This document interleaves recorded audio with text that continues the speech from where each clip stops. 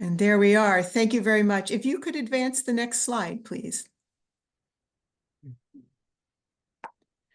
Let's begin with prayer. The Lord be with you. And also with you. Let us pray. Generous and loving God, we come to you with grateful hearts and eager minds, knowing that all we are and all we have come from you. We offer you thanks and praise for the beauty of changing seasons, for our families and friends, for all the blessings of this life, and even for the challenges you place before us. Help us make stewardship of your gifts our way of life, so that we may serve our congregations, our communities, and the world with the gifts you give us as faithful witnesses to Christ our Lord. Amen. Next slide, please. So this is the agenda for the 3 sessions we are offering in August. Tonight, it's Jump In. We've got a swimming theme going here and images of the Jersey Shore. We know you're on vacation, or some of you may be, but we want you to have stewardship in mind.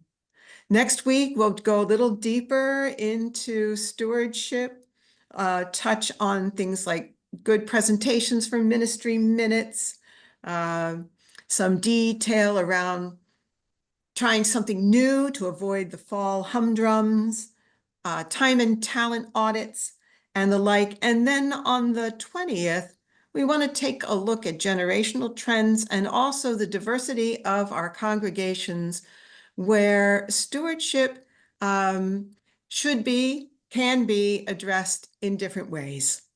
Next slide, please.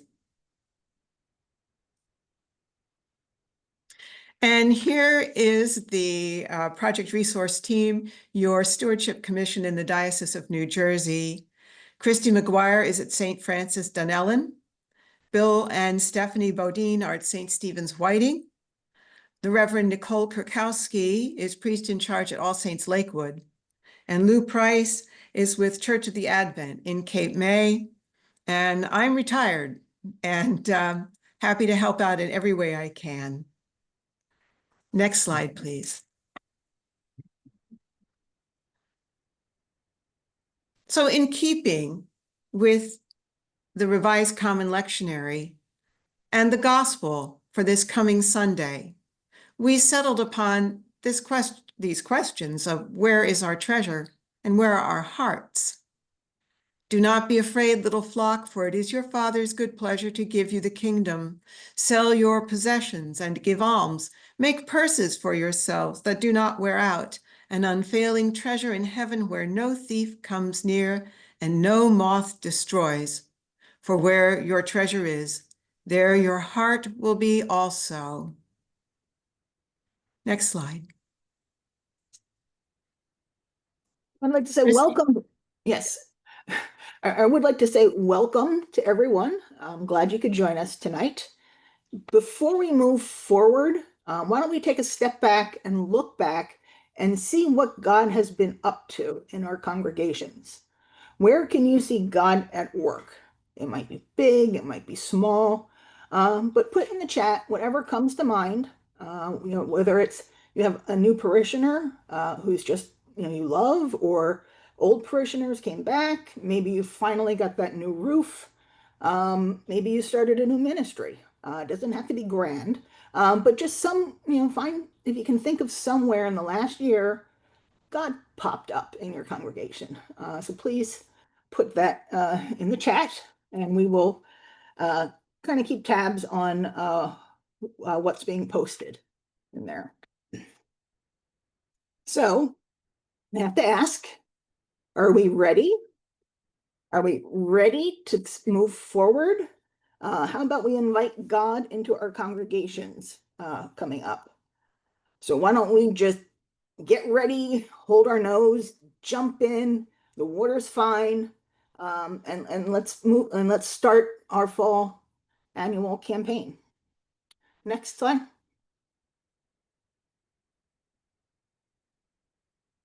These are the nuts and bolts of a fall or any time of year annual giving campaign.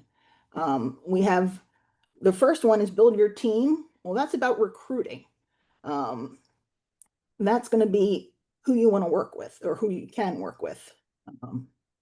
The next one is develop a plan. That's where you come up with your strategy and your tactics, and it's your plan all the way to the very end. So you want to be very thorough and long thinking. Implementing our plan is we put it to action. We activate what we think and want to do. And then finally, at the end, after your all of the pledge cards are in, and hopefully your finance people are happy, and it's ready to wrap it up. You want to evaluate yourself, take stock. So we're going to cover these four main areas in depth tonight. Next. The first part is to build your team. Who do you want to work with? Who's going to be helpful? Who has certain skills that you really want and need?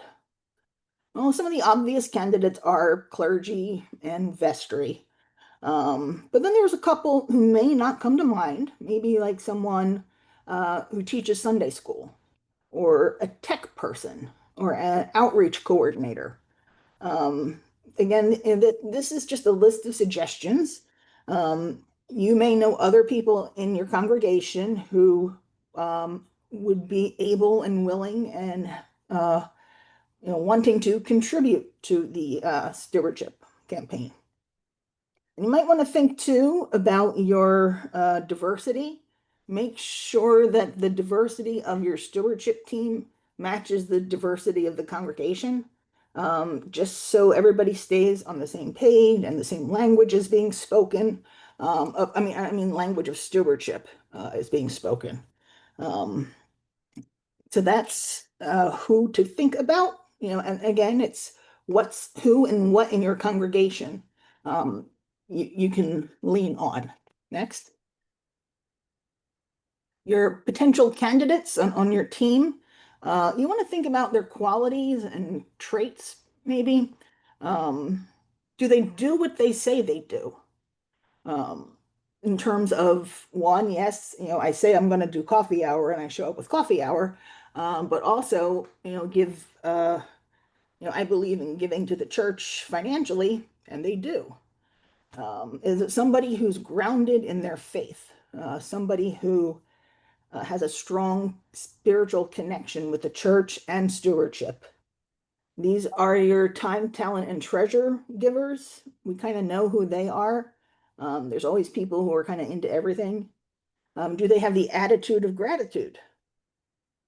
They have a vision of the future, which means they can look ahead.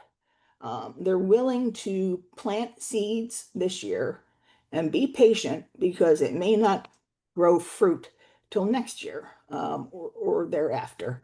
So that's somebody with patience. And the qualities for success is a long list. These are basically things that people will have, and when they're the doers, when they get things done, they're persistent. They're going to track down people to do ministry minutes for you. They're people who are creative and can design advertising. And they're people who are not only wanting to help, but also are able to help as far as a time commitment. I know for a lot of us do a lot of things and have very full plates. So it's something you want to make sure you can fit it on your plate, or they can fit it on their plate. And again, it's what's going to work for your congregation as far as the combination of characteristics here. Just think of each member of your team, really. It's is a piece of the puzzle you're assembling. The puzzle of who's going to be on my team this year. Next. Choosing a theme. This is kind of a fun part. The theme is really going to be your message in a nutshell. And my recommendation is to pick a theme you like. Make sure you like it a lot, because you're going to be using it a lot, ideally. So it should be something, that's not clunky, something easy to remember, because you want to keep it in your communications throughout the campaign. Um, it'd be nice if your theme had a pretty direct, either biblical or Book of Common Prayer connection, something to tie spirituality and or theology to the campaign. So you kind of want to make that link with it. And ideally, your theme is going to be something that lends itself easily to some kind of visual representation. Is there an image that comes to mind with it? We had a theme of rooted in abundance. Well, that was pretty easy. We had a tree. We put a tree in the narthex, and that's our rooted in abundance theme. Next.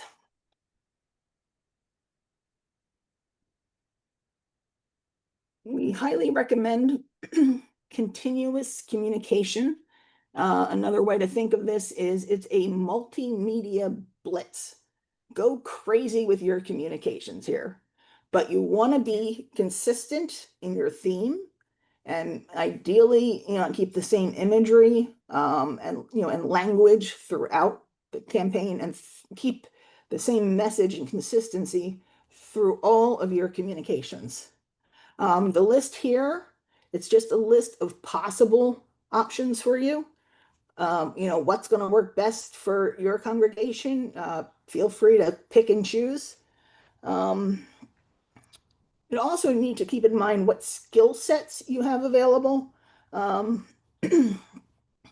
and keep that in mind when you're recruiting, because if on here you see, oh, okay, social media, I'd love to get this on our social media, but I don't know how to do that. Well, when you're thinking about your team, grab a teenager, somebody, somebody who knows how to work Instagram and Facebook and that kind of thing. You don't have to do all of this yourself. This is where you can outsource some of the communication methods. Have somebody on the team, like I said, who was very persistent. We'll have someone find someone to do ministry minutes or come in and do a guest sermon. And whatever suits your congregation and suits who's available to you. Next, goals for your congregation.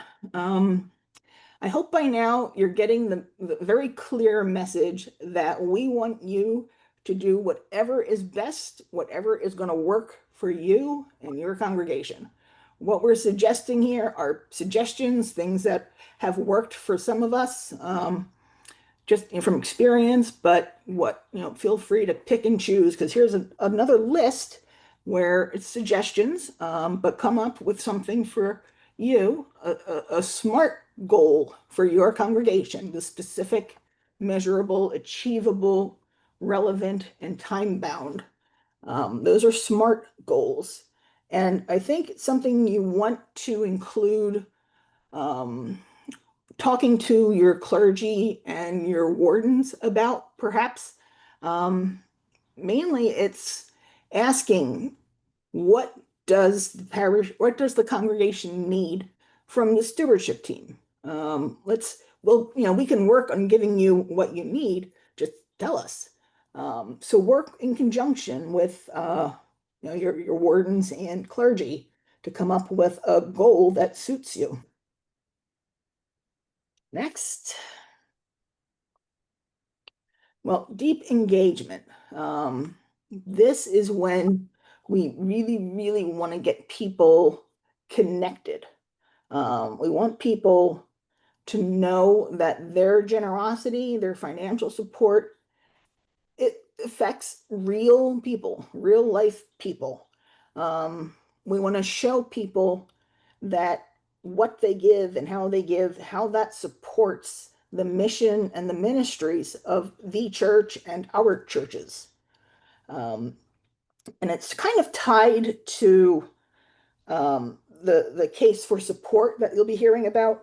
But it's really making that link to, here are the numbers, but here's a real person that can tell you how our donations of food, how many people are they feeding, that sort of thing. So again, it's connecting people's giving to actual results. And that's the thought there. And I think I turn it over to Lou. Okay, if we could go back to the timeline. There we go. Great. Back to the timeline. Forward, please. There. Forward. Yeah, there we go. There Perfect. you go. Yeah. So as Christy said, develop a plan. We want to plan for success, and we want to manage that plan. We want to have checklists. We want to have dates on the calendar when we want to accomplish things. And we want our great team that we put together, made up of multiple people of different ages and different backgrounds and experience in the church, to be involved in that. To, as Christy said, to make the case, to set the goals, working maybe with the finance committee, and keeping the message in this plan in front of the parishioners in all the different ways that Christy has already mentioned. And it really is about a third to a quarter, quarter to a third of the year that you're keeping this message, which is a consistent message in front of the congregation, with the multimedia approaches that work best, as Christy said, with letters for some people, emails, web pages, testimonials, guest speakers planned at church services, ministries, having the ministry leaders come in and speak and tell us what is going on in the ministries. It's a great time to update the congregation about that. Guest preachers who might bring a little different flavor that you're not necessarily used to. And I like to think about involving as many parishioners as practical in your plan and being involved. The more you involve everybody, the more success you're going to have, because everybody's got a piece of the action and they feel committed to doing that. And don't forget in your plan to recognize people, thank people, thank people, thank people. Report results like Christy has mentioned. Setting those results, but making sure you circle back in your plan to report how you're doing against those results during the pledge campaign, but also how you did at the end, at the annual meeting.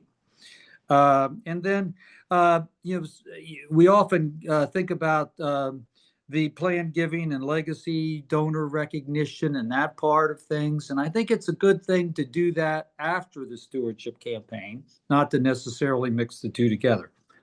So anyway, if we could move on to the next slide. All right. Christy mentioned about, making your case. Why should people give to the church? Okay. Good question. What is the case? What are they, it's all about caring about serving God and wanting to serve God, rather than, and it's easy to fall into this, the idolatry of money. It's a fine line. I tend to be kind of a finance person, and I'm always thinking about balancing the budget and all those kind of good things, but you can get hung up on that. You really need to think about the mission and keeping that mission, in the forefront, so that people feel like they're really supporting the mission of the church. The mature generation and the baby boomers who are becoming mature someday are, we're more attuned to the need to balance budgets. Okay, we kind of understand that, and we're okay with that, and we support the general church operating expenses. And this is sort of a generality.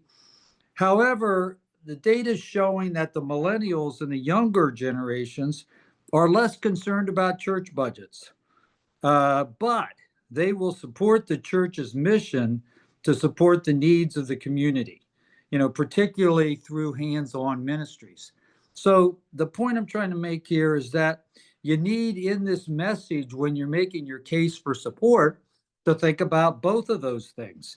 You need to appeal to a wider audience. And, the one message isn't going to appeal to everybody. So anyway, what we're trying to do is serve God by serving God's people spiritually and also through outreach to the needy in the community. So if we could move to the next slide.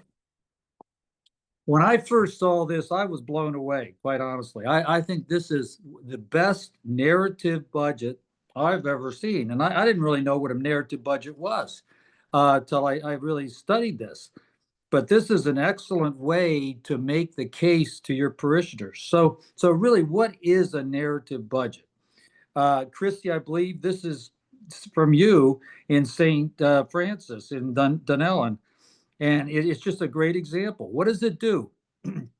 It talks about where do the dollars come from? And there's a nice pie chart that you'll see there. And pie charts are a great, easy way for people to understand, where things are coming from. And then how are the dollars used? So there's another pie chart on the second page of this narrative budget that shows where the expenses are in the church. But what I really liked is what you see on the slide now, and that is all of the dollars, and I'll emphasize all, are used in the church for the church is used for its mission. So they did a great job defining, okay, what is its mission? Well, worship. And, they go through all the different dot points of what makes up worship. And they're probably the same things that you have in your church. That's part of the mission. And then there's the mission in action. And that's the outreach that is being done with food donations, with hands-on kinds of work and Christmas gifts and all the things that your outreach committee in your church is doing. Pastoral care is part of the mission of the church, and taking care of folks in your congregation through visits and through taking communion and those kinds of things, and just helping them out where they need help. That's part of our mission. And then congregational life. We can't forget about that. Just the fellowship, getting together, inviting people from the community into the church to get to know us and us to get to know them. All four of these areas are to meet God's call of mission and ministry. And there's another thing that I think is kind of nice to do, and that's a Q&A. And that's maybe for another discussion, but, answering questions like, where does our money come from? Does the diocese give us money? No, we give them money, and those kinds of questions that some people that come from other faith backgrounds may not understand. Okay, if we can move on to the next slide. Pledge cards. We all have pledge cards. Pledge cards provide a means to do a lot of good things and collect a lot of good information. It's a pledge to folks' time, talent, and treasure, including all three of those areas, not just the money. They should include basic data, like, is this the first time somebody is pledging, or is this a recurring pledge? The amount pledged, what kind of payment is anticipated, monthly, weekly, yearly? Does it represent just one person, a family, a couple? And then it provides an opportunity for folks to ask for information that they may need or want, or for requesting some follow-up, maybe a visit by the rector, or some need that they may have. And then it provides an opportunity to pledge to offer time and talents to support the church's missions. Here we get into what are your skills? What are your interests? What are the things you can do that can best serve God in the church? And then the question of, are you including the church in your estate plan? And this is good data for your plan giving committee. And if we can move then to the next slide. Some parishioners aren't around to fill out pledge cards or don't get their mail. And I'll give you a good example. And that's where I go to church, in Church of the Advent in Cape May. we have a whole bunch of people, myself being one of them, that are here during the season, but not here during the winter. Okay, so I don't, the easiest thing for me and for maybe people who are visiting the church or are there during the summer, but not during the winter, is to do a pledge online, whether it be on the website, which is normally where you might present something like this. Or some people just like to do it quickly. They want to get online, do it fast. Um, you want them to give a lot of thought to it, but maybe they're not going to. Younger people are definitely more prone to doing something online, and they're not great with hard copies of anything anymore. I mean, a lot of younger people don't write letters; they simply do everything by electronic means, and so an online on your website pledge card, I think, is pretty critical. Uh, if you have a webmaster, someone probably volunteering at your church who has set up your website, and there are various platforms. And I'm certainly not an expert in that, but fortunately, we have someone at our church who knows how to do these things. Such as like GoDaddy is one of them for websites. But then there's also these, systems like Jotforms, which allows you to record and report information on a database that you can then just send through an email to someone. So in other words, you can put a pledge card on there. An email could then be generated and sent to the treasurer or whoever you want to get that to keep track of that particular pledge. Or you can have it even put onto a form of some type that you fill in the blanks, and we've all had the pleasure of trying to do that. Sometimes that's hard, sometimes it isn't, and fill it out and either print it out or then email it to the church. So that's about it.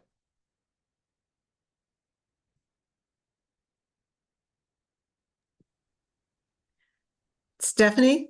When you have the idea of what you want to have for your theme, and you want to decide with your committee when is a good time to share that with the congregation.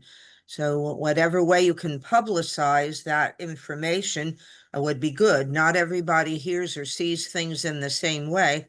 So by presenting it in a multiple collection of ways, everybody's sure to get the message in one way or another. And it's always exciting if you have some fun way to do that.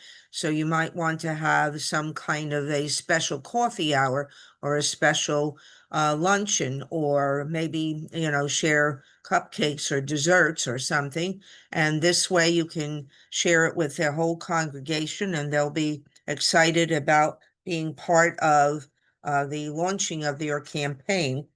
We have the next slide, please. Some of the ideas are helpful if you have things to give to people. It makes them a little bit more interested and excited because you're sharing something that will inspire them to maybe, give a little bit more, or to show up because they're excited about what will the item be that you will be sharing with them.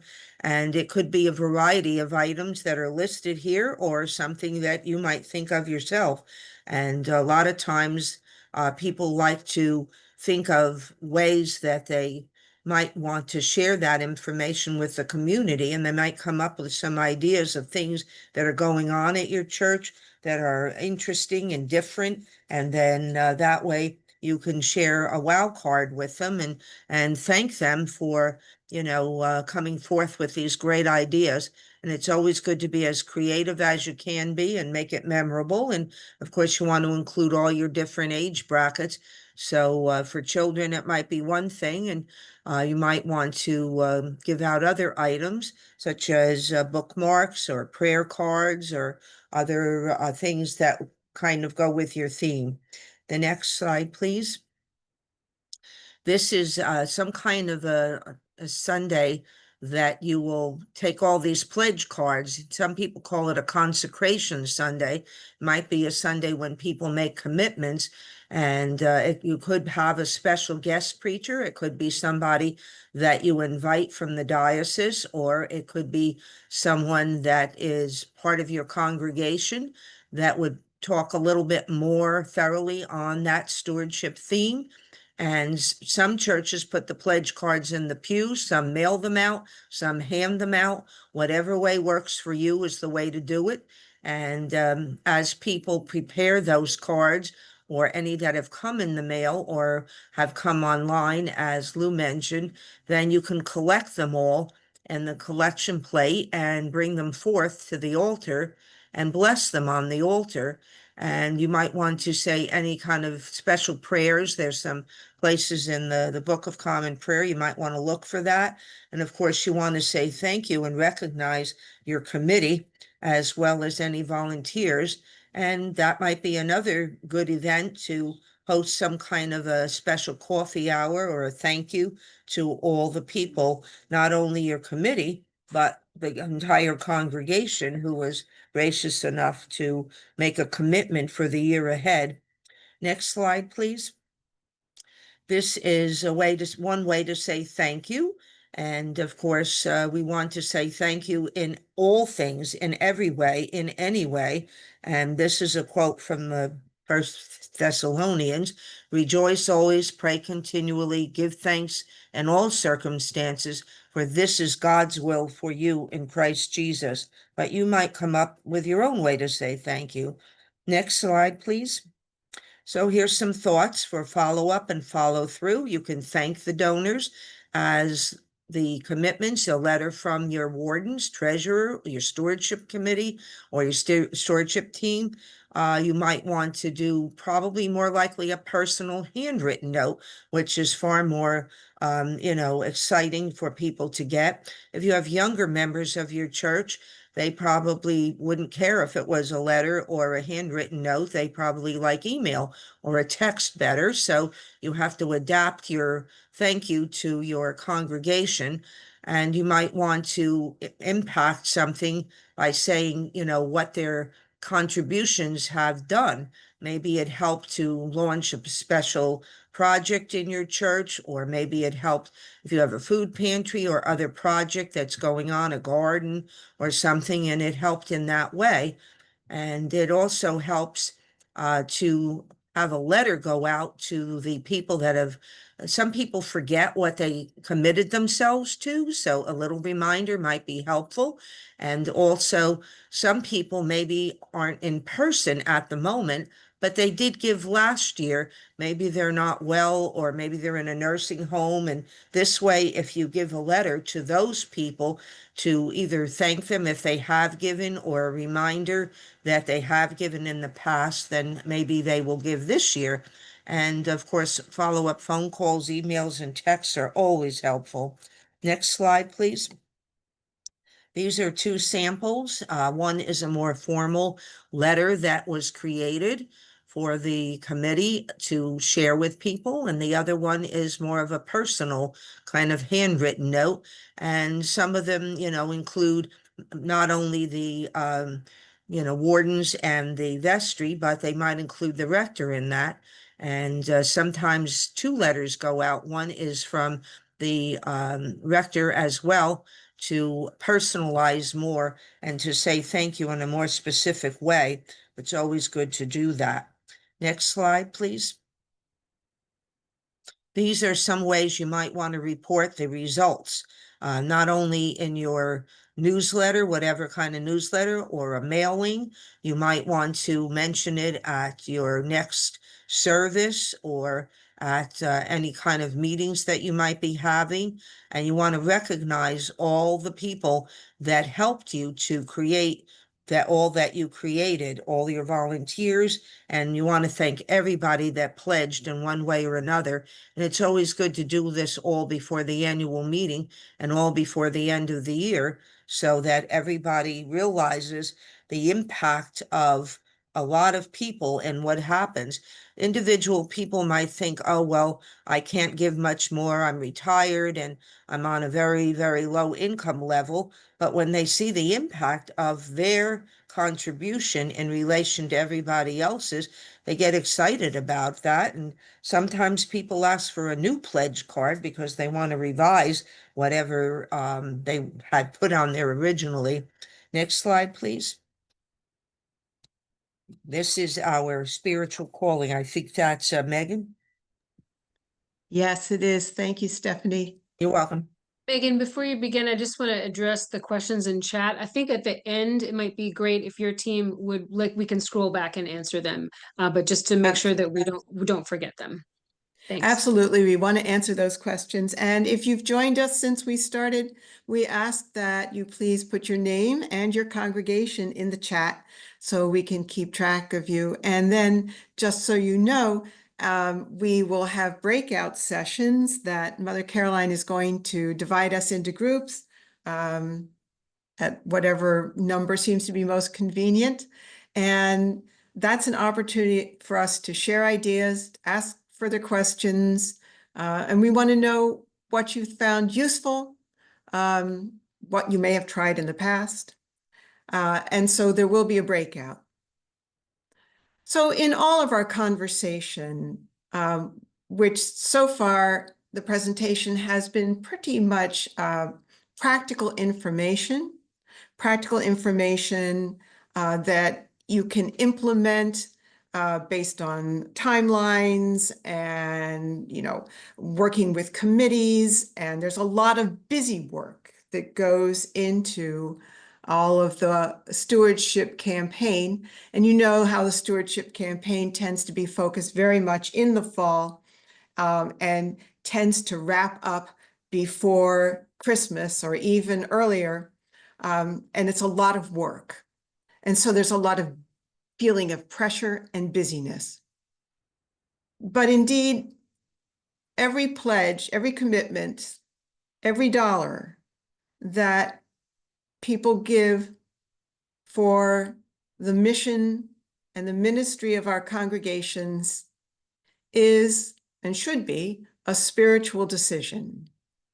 These are not decisions to be made, on the spur of the moment, but hopefully throughout the pledge season, the clergy, the committee members, all the speakers who have come and presented before the congregation will have inspired the members to make a spiritual commitment in the financial commitment that they are giving. There's a wonderful book by Henry Nouwen, A Spirituality of Fundraising. He does not mince around with words like stewardship, which is sort of a churchy word that we use for fundraising. He's quite direct. And the book is very thin and it's very good. And it's listed in the slide of resources that are recommended for congregations, which is the last slide of this presentation. But he says this about our fundraising. God's kingdom is the place of abundance, where every generous act overflows its original bounds and becomes part of the unbounded grace of God at work in the world. And so we hope that we can move from an attitude of scarcity, which is a fearful attitude, to one of abundance, which is a joyful attitude. And our hope is that we at Project Resource can assist you with that. So we have moved fairly quickly. Let's do as Mother Caroline has suggested and make some time to respond to the chat.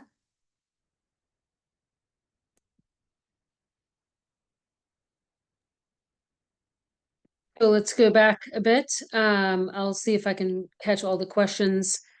Is this a sample of, is this is a sample of the narrative budget available to download, and wonderful narrative brochures is available.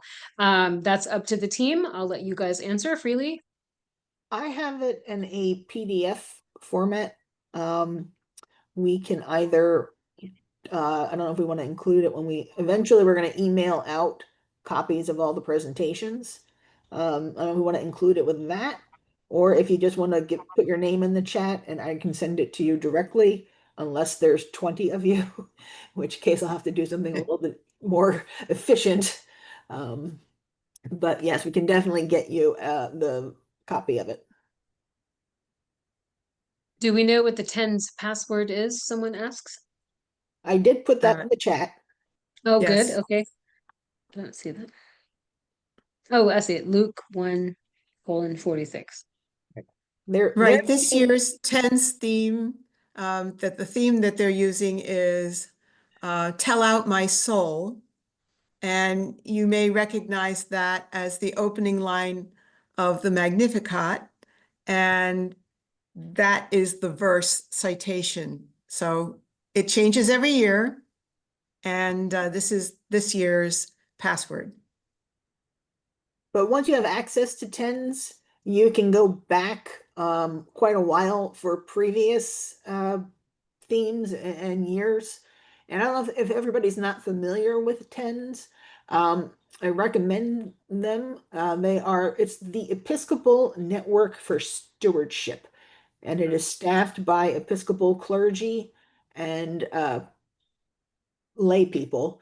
And every year they put out a program, stewardship program. It's got a theme, and then it's not just that, it's the theme, they have logos you can download and this and that.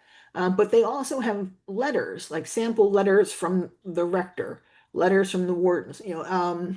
They will have things to give out, reflections, like during Advent, reflections during Pentecost, for you to include or email or something like that.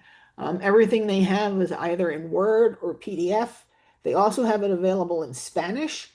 So I would suggest take a look there, because they're really it's very comprehensive what they have. And again, it's one of those things you can pick and choose. You don't have to do all of it.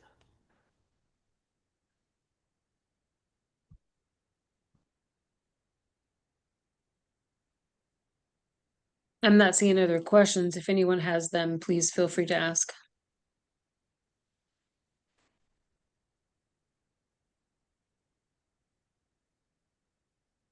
So Mother Caroline, we could break out at this point. Oh, okay. Because it looks like people have had a chance to ask their questions through chat. A little time to talk in small groups and share some ideas. I'm curious to hear from the folks what they think would be a next step. And I think Mother Caroline, yes, there we go. We can just all see each other again. Are any volunteers who'd like to share something they saw this evening, something they thought about in their smaller groups that they'd like to share with us? I would like to share some of what my group talked about. One gentleman said he would utilize social media more than, and a lot of the comments in my group were they didn't know about the TENS program, and that was very useful to know about that. And we got into a discussion about smaller churches that don't have, maybe the congregation is more oriented towards seniors or partial year, like, loose churches, and to adapt to that situation. And some of us talked about having a very small committee because the congregation isn't all that big. So the committee is very small, and the value of that. And we talked a little bit about outreach, and they like the pie chart we had, and listing the monthly expenses in the bulletin, and then being inviting and welcoming to people, so that if people come to your church, you welcome them to coffee hour or whatever, so you make them feel comfortable. Thank you. welcome. We heard a really interesting idea from Mother Susanna Cates, where in a congregation she was serving, I believe, they had everyone write thank you notes to everyone else in the congregation at the That's end of the great. pledge campaign, including children, who were able to write notes like, thank you for giving money so I can have Sunday school. And stacks of notes went to people. It just sounded like a lovely, really community-oriented sort of thank you for, I bet was a successful pledge campaign. Did anyone else have, hear something unusual, something they'd like to share?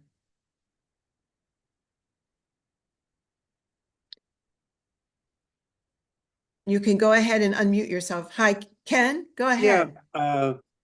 We talked about the narrative brochure to look at things, and I thought that the pie chart was really a good idea, and I think that we would add a second pie chart to show where the income comes from and then where the money's going as a pie chart, because one of the comments in our group was that many people weren't aware that the diocese doesn't give us money, we give the diocese money in most cases.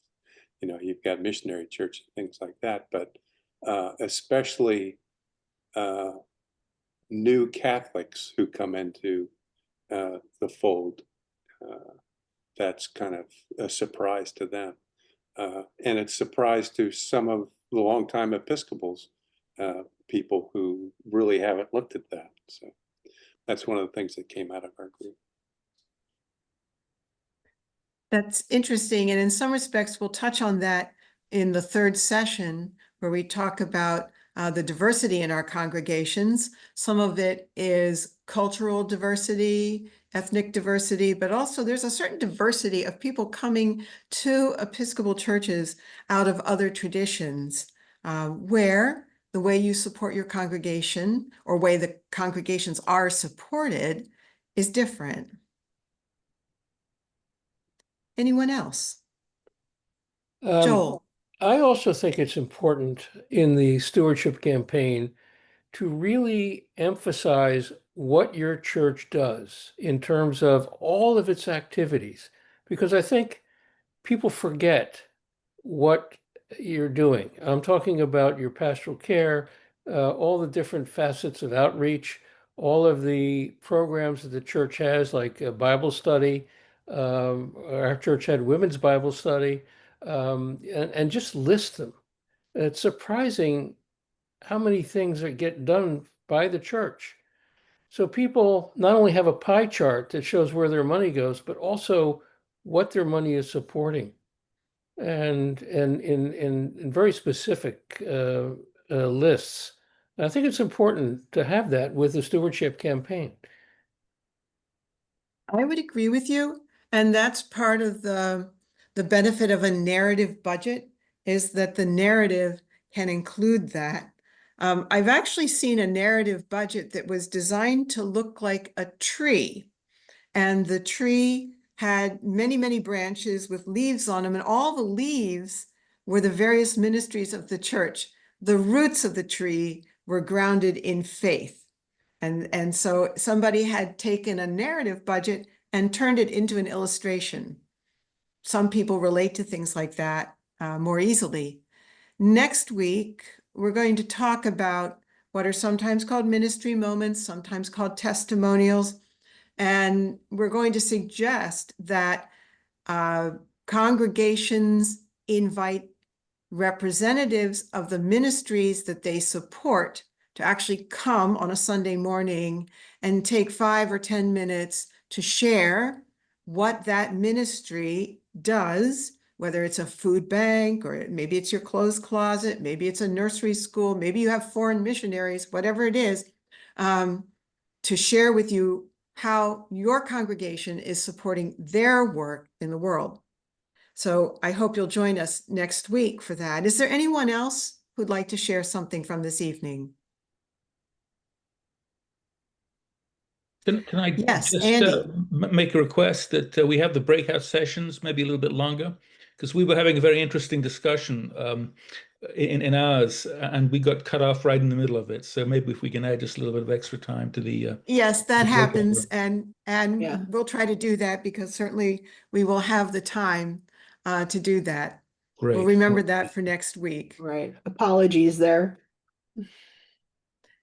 Anyone else?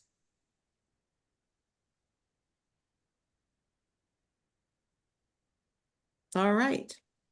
Let me give you just a little taste of what we plan to talk about next week. I've mentioned some of those things. We'll do a recap of the essentials that we discussed tonight, but we're also going to focus on cultivating a spirit of generosity and give you some concrete ways to illustrate giving for mission, like first fruits giving, which is something some congregations have talked about. It's a concept of giving the first of what you receive versus your leftovers.